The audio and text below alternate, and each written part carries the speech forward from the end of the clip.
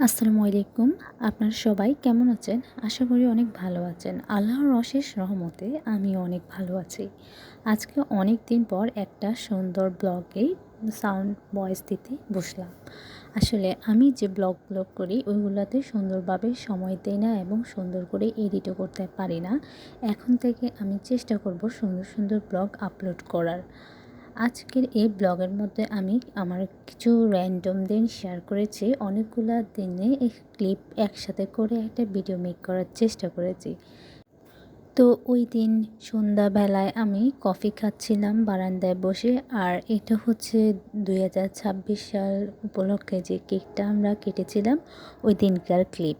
ওইটা নিয়ে আর কোনো ভিডিও করা হয়নি, তাই এই ব্লগের মধ্যে এই ক্লিপগুলো আমি অ্যাড করে দিয়েছি।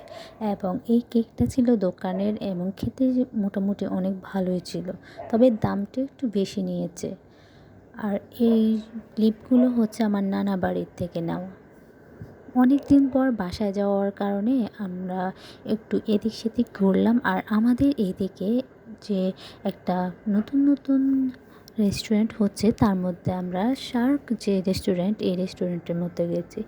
এর ডেকোরেশন অনেক সুন্দর হয়েছে এবং খাওয়ার মান হয়তো বা এত উন্নত না, তবে চলার মতো। আমরা খেয়েছিলাম, মোটামুটি ভালোই লেগেছে, তবে খারাপ রিভিউ অবশ্যই দেব না। যে কোনো জিনিস শুরু হলে তারপর ধীরে ধীরে সেটা গ্রো করে। পরে আমি বাসার মধ্যে চা অলওয়েজ খাই। আমি হচ্ছে চা প্রেমী, আমার চা ছাড়া চলে না আসলে।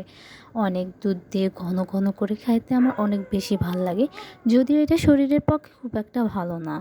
এই আমরা যখন মেলায় গেছি, এটা হচ্ছে বিজয় মেলায়, ওইখানেও চা খেয়েছি, বাট সত্য বলতে ওইটা মজা ছিল না। তারপর আমরা এগুলা খেয়েছি, এগুলার নাম আমার ঠিক মনে নেই। এক পিস মুরগির মাংস দিয়েছে এবং ঝালমুড়ির সাথে। দামটা অনেক বেশি নিয়েছে, কিন্তু একটু খেতে স্বাদ হয়নি। পরে আমরা সারা সন্ধ্যা এই মেলার মধ্যে ঘুরেছি ফিরেছি, অনেকটাই ভালো লেগেছে, যেহেতু এই উপজেলার মধ্যে আমরা থাকি। এবং পরে এইগুলা হচ্ছে আম্মু ফল কেটে কেটে সার্ভ করতেছে। আমার আসলে ফল খেতে অনেক বেশি ভাল লাগে। পার্সোনালি আমি নাস্তা করাটাকে অনেক বেশি প্রিফার করি এবং নিজে অনেক খাই। এই যে মেহমানরা আসলে সব কিছু তো আর খায় না, তো যা থাকে থাকে আমি বেশিরভাগ খেয়ে নিই। আবার দেখা হবে অন্য কোনো ব্লগে। আজকে এই পর্যন্ত। আল্লাহ হাফেজ।